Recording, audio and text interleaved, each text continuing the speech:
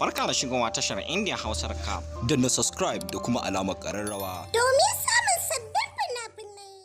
Ruwan kibbau.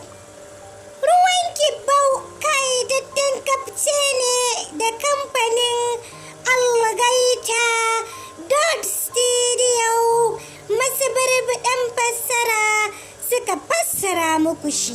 Ruwan kibbau ƙayyadadden labari ne akan wani gwarzon jarumi.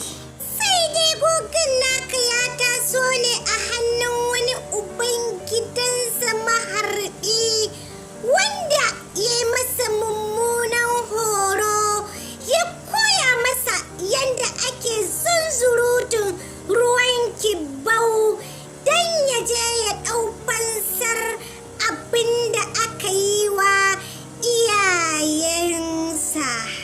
Diran guskan naka ne ke da wuya a garin makiyansa da suka sheke mashi iyaye. Duk da rundunar da makiyan suka tara, guskan naka da ya ɗaga kibbau sama ya sassaga musu ruwan kibiya, sai da ya tabbata bai bar ɗaya a raye ko yana motsi ba don ɗaukan fansar mahaifinsa.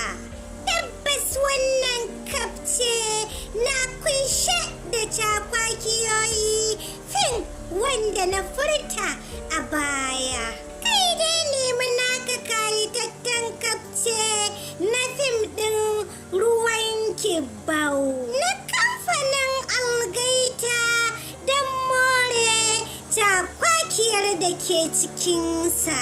Kada ka manta, idan wannan shine zuwanka karo na farko zuwa wannan tasha tamu mai albarka mai suna Indian Hausa reacapTV. Masoya, ku danna mana subscribe da kuma alaman kararrawa don more fashin baki da ke cikinsa, ko kuma in ce recap na fina